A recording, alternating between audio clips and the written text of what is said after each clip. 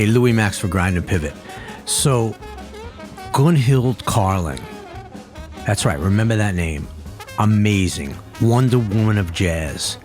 Might as well have been born in the early 1900s and playing music in the 20s and 30s across this world.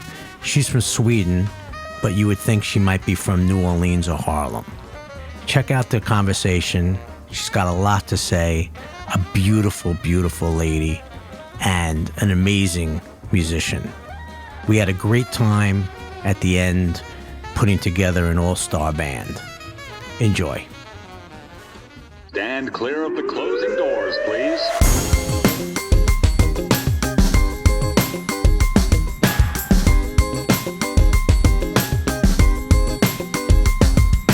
What up, son? What up? Louis Max, Grind&Pivot.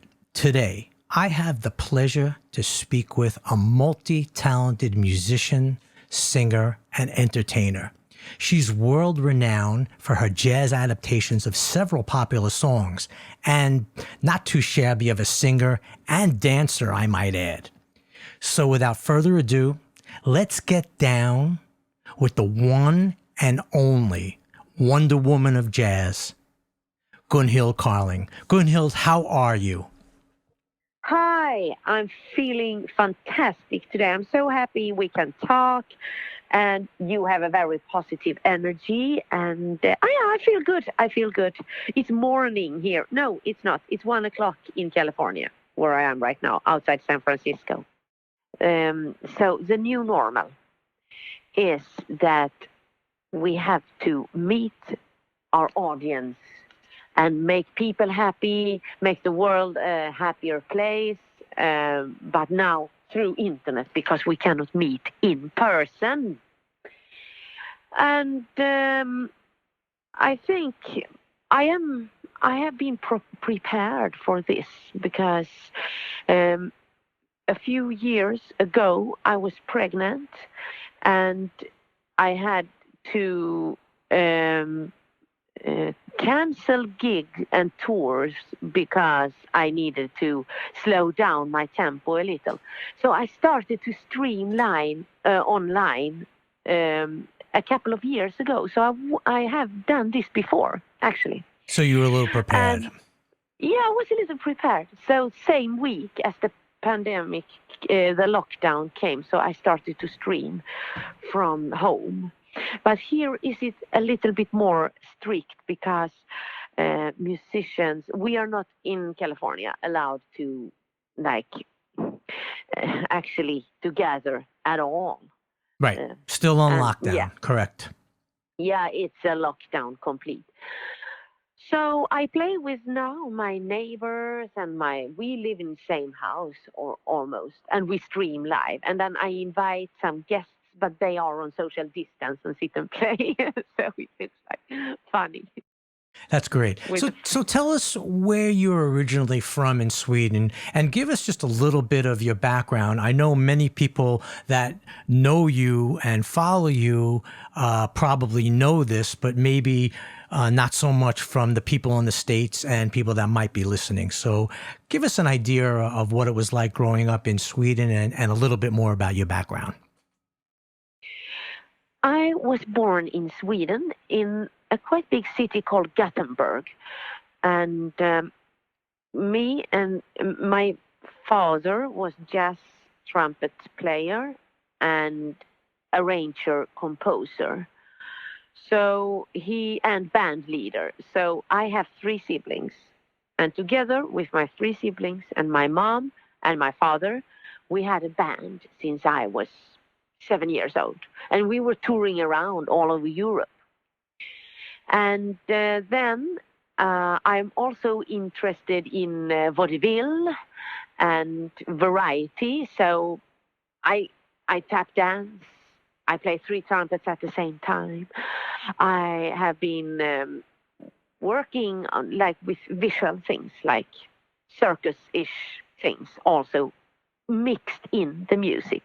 So Carling Family is like a show with a cabaret, with dance and variety acts and jazz. my heart is in the jazz from the 1920s, 30s, and 40s, the classic era. So I began with trombone, and it's old style like Kid Ory, J.C. Higginbottom, Jack Teagarden. Okay, so hold Tommy on one Dorsey. second. Hold on. Don't even go any further. So Okay. my first question right out of the box, and I'm so happy that you brought this up. I know most of your influences are the early jazz greats, you know, for example, Louis Armstrong, and especially that New Orleans sound of Jelly Roll Morton and Bix Beiderbecke, of course. So it's funny you mentioned somebody. My first question, and I'll show you one day I'll show it to you. My question was, what about Jack Teagarden? You remind me of Jack Teagarden on steroids. Jack Teagarden is my number one influence. I didn't know that. I had no idea. Trombone. I had no idea. That's trombone. How about that? It's my number one. That's crazy that I actually even got to that point. That is fantastic. Go on. Tell me a little bit more about, you know, how you even got into that old, because even, and I don't want to speak too much, I'm reading a book about Mesro right now. And oh my God. Yes, I'm reading a book and it's unbelievable. Really the Blues is the name of course, Really the Blues. You know that. it? I love it. Oh, I've read it so many times. So this is Goosebumps. This is a match made in heaven. Oh, totally. So tell me, because I can't get enough of it, and the fact that it was the 20s. The 20s. Give me your take on it. The 20s. So it was like as I see it, it was a never-ending party. So here it was a new era in world history that people could take loan. You had suddenly new inventions that, like a car, fan, oven, you had a lot of new technical invention, electricity, everything about that, fridge, freezer, and everyone was like consuming. They had car and they were buying this radio and gramophone, 78 records, and same day as 78 records were out, there were jazz music. And this was, a lot of people had been moving in from the countryside to the cities to work in factories. And you were free to do whatever you want. With this new era came freedom and liberty and so. So you were dancing all night and, listening to jazz. Yeah, it was. It's freedom. It was freedom. It was freedom. There was yeah. nothing. There were rules, but it seemed like there were no rules. Yeah, it's like a freedom, and jazz jazz has in its music itself exact this freedom, and wild. There is a wild feeling in jazz that is mixed in this feeling. So it's fantastic. And there's a happiness that you can hear in the music. There is also connected to this era of jazz. It's a fashion and it's an aesthetics, like the cars, how they look, how furniture looked, and the aesthetics. Exactly. Yeah, that's great. I right out of the gate. I'm glad we were able to speak about that, because it was an unbelievable. It must have been an unbelievable time. Unbelievable in time music, also, and obviously, people to people, there were probably a lot of problems, I'm sure, because of the color barriers. That was a whole different thing. But this was something where it really brought everybody together. So you've done a bunch of cover songs reworked into your own style. Cover songs, I mean, old standards, Dancing Queen, Material Girl, Happy Yeah. by Pharrell. When you think of doing a cover, what's your motivation? What's your process? Have you ever really spoken about that? What I love with jazz, except for the tone, the music language, that is the typical colorization of the harmonization, the melodies, the lyrics, the syncopation, and the improvisations, and the blue notes. So, except for that, there is a feeling that I want to mediate, and this feeling is happiness, sorrow-free, careless. Not careless, I mean that you forget about your sorrows. Right. Carefree is that called in English, I think. Carefree, absolutely. So, how did you come about thinking about doing the reworkings of, let's say, Dancing Queen? Uh, it's it's a nice lyric. I like the great Swedish songbook. Right. Big ABBA fan, right? Yeah, I like it. So, but my own age and down from 1960s and forward, the lyrics has another feel. The world has gone through many things since the 1920s, since the new world, new time started, and it's more about self-confidence and more like objectifying myself instead of you and love. So, but Dancing Queen has a very like positive lyric, and I like that. Right. So you're more about the positive. That I definitely get. So you are obviously blessed with the gift. Is it true you never really took too many lessons? No, I never took a lesson. Never. You learned to read. You said later. You learned to read music at some point. So how were your arrangements done? Early on were your arrangements done? Were you able to verbally translate them? How take us through like the process of actually bringing together your band and how you were able to put the songs together. Oh, so when I say that I don't read notes, so I mean, I'm not analphabet, so I'm good at reading because, I mean, I am a musician. I have to read, so I would say I'm really good in understanding chords and how to analyze a chord situation in music. Because, for example, in music, you go to special regions. So, for example, I got rhythm, I got music. It starts in B flat, for example. So the middle part of the bridge go into D. C.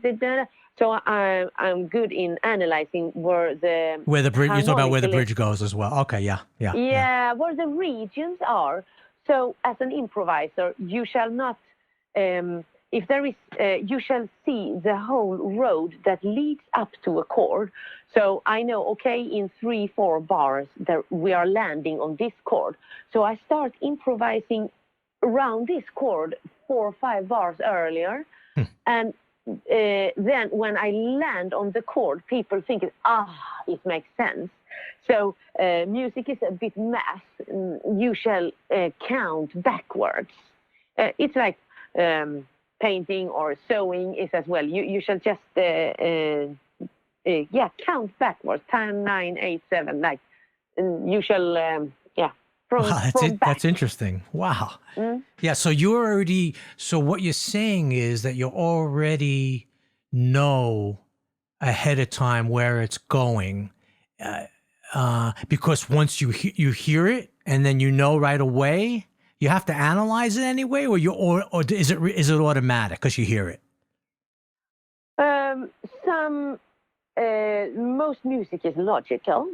So if we have, for example, there are forms, different shapes. So if we have like simple songs like Just a Closer Walk with Thee, has the same form as Happy Birthday to You, and there are a lot of songs. There are a lot of this kind of form songs. And then we have a lot of songs that are the same form as When the Saints Go Marching In, but they have different titles, different melody, different lyrics. And Right, so. but the chords a lot of times are 2, 6, 4. I mean, Exactly. Yeah. right. There are the same patterns. It's same pattern, and it's blues. I mean, blues goes through a Right, lot of 1, 4, and 5. then- Right, right. Exactly, and then in jazz it's very common with the A thing. Like it don't mean a thing if you didn't get the swing. You are in one, and then on the B it changes to another color or another key. We would say. Right. But you're feeling this. You're feeling this as opposed to someone who's, let's say, learned it. Let's say, I mean, you learn it, you learn 1, 4, 5, you know it's what it is, you know the progression. But if you're not feeling it, it becomes a little too structured, and then that's where the freedom stops.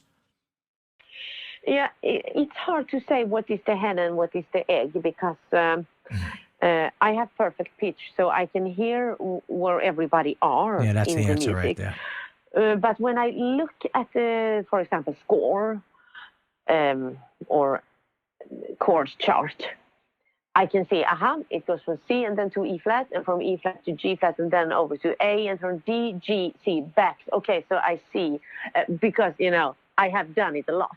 Yeah, no, of course, but it was easy. Yeah, so I hear it and I see it, and I with my spine I analyze it. Amazing. Kind of. That's great. So you have a musical family. We know that. Your mom and children still perform with you. Is that true? Oh yeah. So right now I'm stuck in America. And I mean, that's fantastic. I love to be here. But I'm stuck because of the lockdown, so I cannot go home. But my father, he passed away in 2017. Sorry to hear that. Yeah, but it was expected because he had cancer. So, but it was really, really sad. He was a fantastic trumpet player and arranger. But my mom and my siblings, they play and they stream live on the internet, and Sweden is not so strict in lockdown related things. So people gather and they can have 50 people gatherings. So they play, and it's perfect for jazz to play for 50 people. It's optimal, I would say. Like you play and you improvise, you can tell a joke, you can make people feel happy and good, like a party. Right, you're still entertaining them, of course. Absolutely, Yeah. That's the main thing. What made you come to live in the States? So I have a lot of invitations to play on festivals and make tours and so, and it's really, really, it was complicated to get a work visa, but I had a chance to get a work visa because my husband, he also was invited to work on another thing here. So we both were invited, and after a process, then he has work here. That's why we live in San Francisco, because he lives in the internet industry.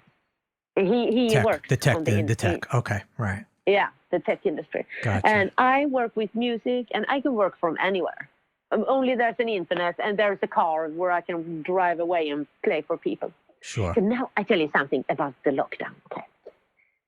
So I can totally relate. I can never understand the 1920s thing, because my heroes like Armstrong, Oliver, Jelly Roll, they played at Storyville in New Orleans. And the next gang in line, I mean, Bix, Joe Venuti and all those, they played for Al Capone. Right, Krupa. And so, I mean, it has always been interesting employers in jazz. Yeah. So, yeah, absolutely. So what I would say is that I have been reading about the Al Capone speakeasy because you were not allowed to drink in the 20s. We also had the 1929 Wall Street crash, and everyone was out of work. People were jumping out. People were jumping out of the windows. Yeah, I would say we see the 1929 Wall Street crash before our eyes now. No one has a gig, but we are still surviving. And now I'm coming to the point with the speakeasy. I took a couple of my kids here and my neighbors. We went to a city, Santa Cruz, here in California, and we were playing in the street. And everything today is that if the police thinks that people are standing too close to each other, they come and carry you away and give you a ticket.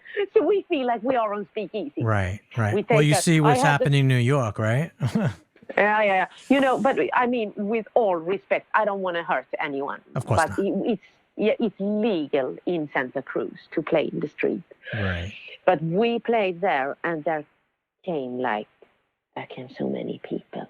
So yeah, well, you're bringing happiness to people. What I saw before my eyes was like I could cry of happiness. Right. Because people were dancing in the streets and so. But the thing is, I have to be careful because this virus that we have now is nothing to play with.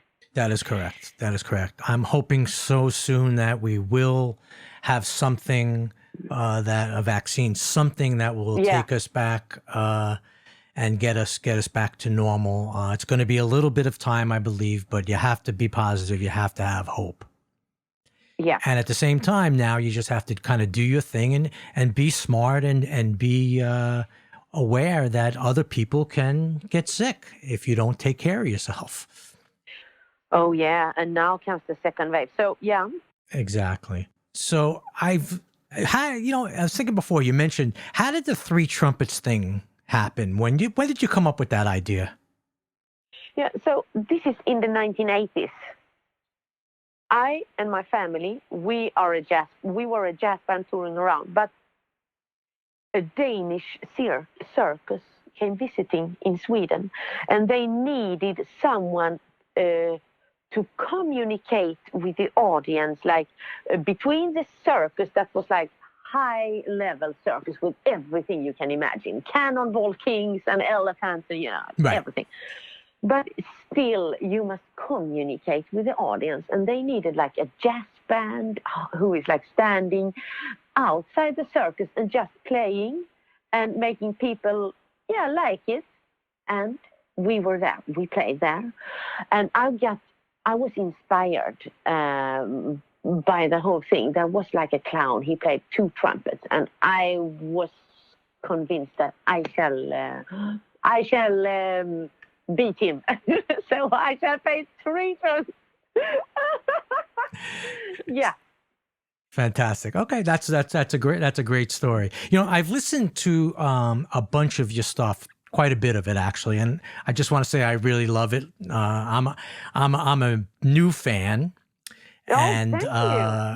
I wish I had known you, back in the day, but that's okay too. I'm loving it right now. One of my favorites is 2015's Harlem Joy. I picture you ripping up the Cotton Club in New York City. And, it almost seems like you were born in the wrong era. You should be hanging with Fats Waller, Louis Jordan, Bessie, Teagarden, of course, Louis. It's almost like, where did you come from? It's like, too bad Symphony Sid is not on the radio to promote you today. Other than Billy and Bessie, what other vocalists actually influenced you vocally wise? Because I know playing wise we know. What about vocally? Billie Holiday. Yeah. Yeah, Billie Holiday. I like the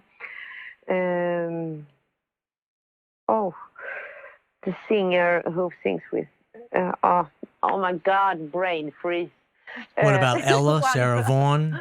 yeah. Oh, totally. Sarah Vaughan, Ella, and but Billie Holiday is the one I've been listening to the most. That's the big, So, wow.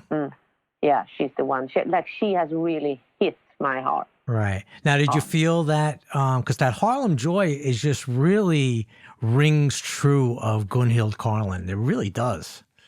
Oh, thank you. Oh, thank you so much. Oh, thank you so much. Like, I'm very happy. So 15, we recorded that in 2015. It's only 5 years ago, but it seems like, wow, it's another planet. Yeah.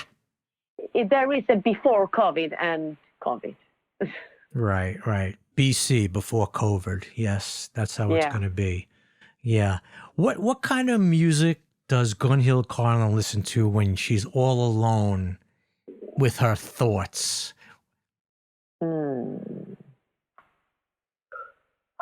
I would say I only listen to jazz, all kinds of jazz. So, yeah. Okay, so what's your go-to? Let's say, do you have a go-to record? Like, for instance, I have Tony Bennett and Bill Evans. Oh, my It's goodness. that's one of my favorite all-time go-to records. Oh, my goodness. It's one of the best. Right. So I love, but mostly I'm listening to classic jazz. So from the golden era, which I count this Bill Evans, Tony Bennett too. So I listen to the golden era music, jazz.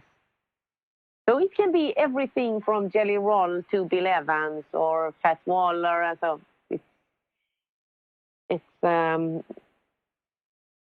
yeah, I listen to jazz, all kinds of jazz. And in the nights and in the mornings, I listen to piano trios. And then when I'm biking, I'm listening to more hot jazz. And I listen to a lot of what because I have like 2 parallel tracks that I do. And one is that I play with the kids here in my own house, which is just like a side project that happened in my life in COVID. The kids here, they are around 14, 15, 16, 17. Oh, wow. That's great. They were just knocking on the door and say, hey, can we play together? Can we do something? And I said, okay, you take the banjo, you take the washboard, and 1, 2, 3, 4, and then we go. Oh, that's fantastic. So some good aspiring players. Yeah, and the thing is, that was a side project, totally. It was just having fun while I'm home and have nothing to do. And that has become the main project because people are following. We have like 100,000 views every week. Yeah, I see. And people are following this. And so this little side project became the main project. But in my brain, the main project is that I play the Great American Songbook in a mix with my own compositions. I compose in kind of same style, jazz. And we play and record, and I do YouTube stuff all the time. So I see myself little as a YouTuber. Absolutely. And it's going great. I love it. That's kind of where I picked up a lot of the stuff from you. Thank you. It is really interesting, and I know I'm going to give you a chance later to talk about what's coming up and some other projects. So tell us the single most pivotal moment that changed everything in your life. So I think the most important for my music was that when I saw movies with musicians, old movies like Soundis, with the old jazz musicians, and that changed me. That inspired me a lot. It was when I was a teenager. So I think to see those, it has changed a lot. And so career, to play for the King of Sweden was very changing because that has been it's very famous that I played for the King. So I would say that is the most inspiring for my art is that I have been watching a lot of movies from the 40s and 30s. Question. You're throwing a big party. Yeah. Your ultimate band lineup. Gunhild Carling's ultimate band lineup, living or dead, obviously. Oh my God. Give me a couple of the pieces. The bandstand has the GC, the big Gunhild Carling moniker. Who do you have? Well, Let's go through it for everybody. Maybe that this could be like a fun little exercise for a lot of your fans and a lot of people that said it's kind of a stock question, obviously, but I think it might be something fun to talk about. It's a really funny question, but if I had a party, I would hire, and dead or alive. Yeah, you're the contractor. Okay, I would hire the Armstrong Dream Sextet, and I would just sit on the side of the stage and listen. And if I now was forced to lead the band by these heroes, I think I would hire the Gene Gold Cats band and just say play. And when you are tired of playing, you point at me and I play. That's it. Or I wouldn't play at all. Absolutely. And, so you got, let's see. Trombone, I'm assuming Teagarden. Teagarden, totally. Okay. No, can I have two trombones? You could have two trombones. Give me another one. Yeah, we take Trom Young. And we have three trombones. Let's create a big band. Okay. And a symphony orchestra behind. Beautiful. So we have three trombones. It's Jack Teagarden, Trom Young, and J.C. Higginbottom. Okay, trumpets. There is the one and only Louis Armstrong, and there's one and only Bix. And then there is, of course, Henry Riddell. And we can have 10 trumpet player, and I just stand and listen. And how about Dizzy, Roy Eldridge, Roy Eldridge, Sweets Edison, and yes, hold on. One, and I'm going to give you somebody out of my. Nichols. Ready for this? The most underrated in my book. You ready? Nick LaRocca. Nope. Ready? Chet Baker. He's my one. I know. I know Ulf sounds. I know Ulf. I know about Ulf and Chet Baker. So Chet Baker. I love Chet Baker. That's my second go-to. How about piano? Oh my God. Okay, piano. Let's say that we have Fats Waller. Mm-hmm. Fats. Oscar. Duke. Yeah. We have. Yubi? Jelly Roll, right. God, Yubi. Wait a minute, Yubi? Oh my God. Oh, yes. Lil Hardin. Mary Lou Williams. Absolutely. I would have hired. We have to hire a lot of pianos. We have to line up 10 grand pianos. I'm sorry I asked this question. It's gonna be never ending. Art Tatum, Teddy Wilson. Oh my God, yes. Oh, yeah, it's a never-ending story. Oh, geez. Yeah. You're right. Even like Alan Toussaint or Longhair from. Yeah, and the one and only the Vibe player. He's a great. Why do I have brain freeze today? It's only because you are so. Yeah. Right. How about bass player? I mean. Count Basie, by the way. Count Basie. Oh, of course. Okay, fair enough. Oh, there's so many. So if I forget someone, I have a little Alzheimer's. I said only little, but I have. Okay, bass players. Slow Drag, Pop Foster, Milt Hinton, Ray Brown. Right. And Ron Carter. Later on, though. And we have Steve Brown. Right. Crazy. How about guitar? Jimmy Blanton. Right. right? Barney Kessel, Barney Kessel. I was just going to say that. Wes Montgomery, I guess, right? Wes Montgomery. Oh, geez. I mean, we could go on and on. What about and vocals? We have obviously we have Billy, Bessie.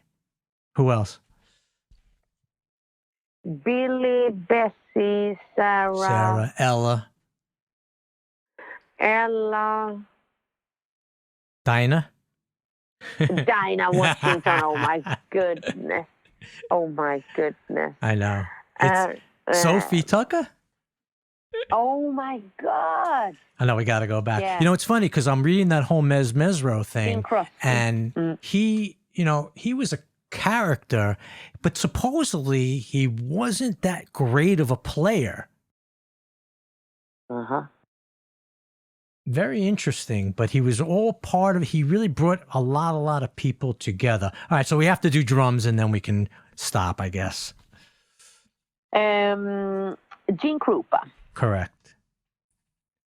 I would say that Mildred Bailey was the singer when I had Brain. Right. I'm assuming Belson and Louis Belson and of course Buddy Rich later, of course.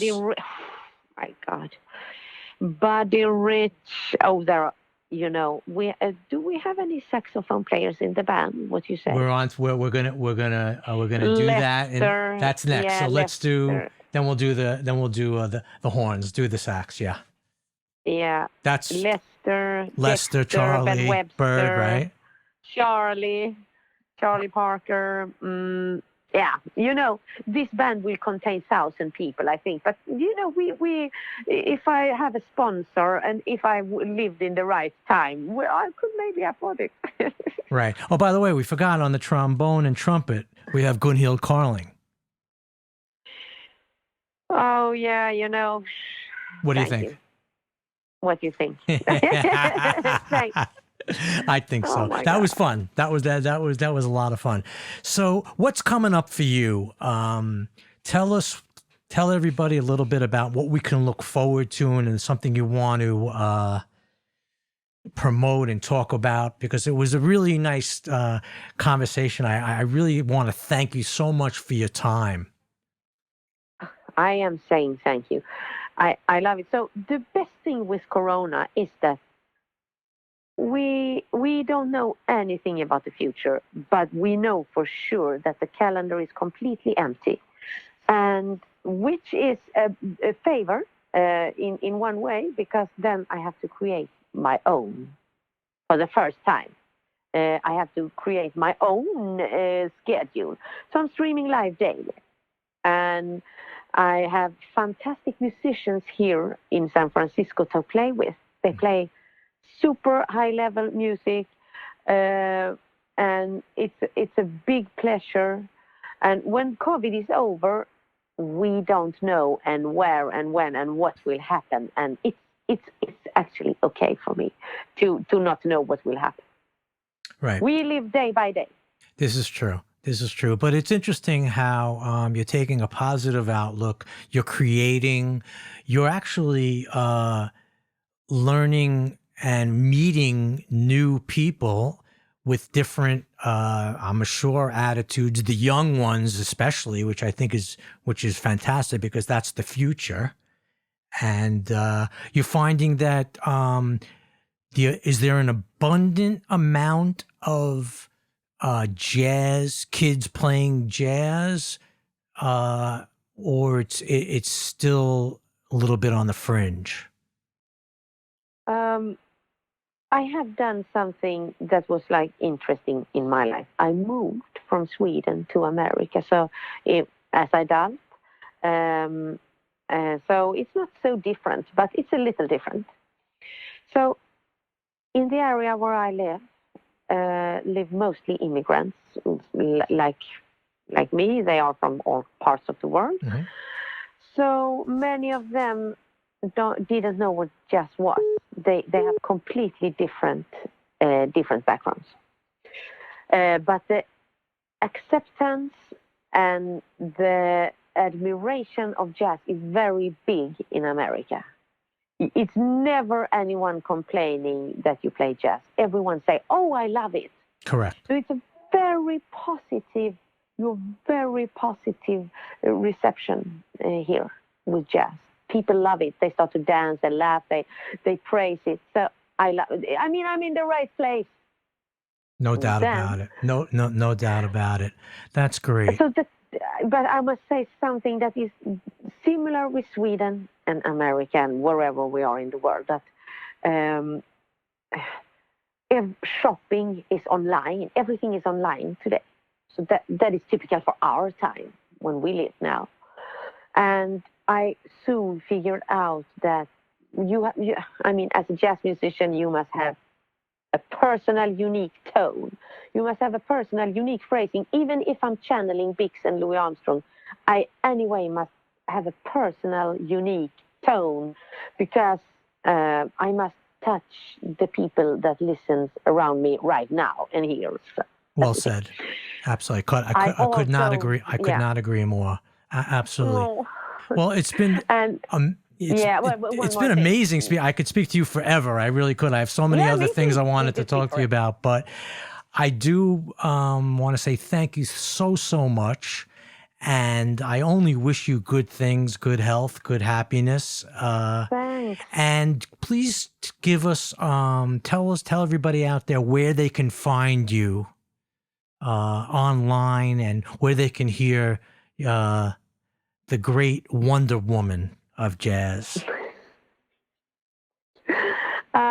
You can find me on Facebook and YouTube, Periscope and Twitch and Instagram, and so everywhere on internet. So I try to be out there.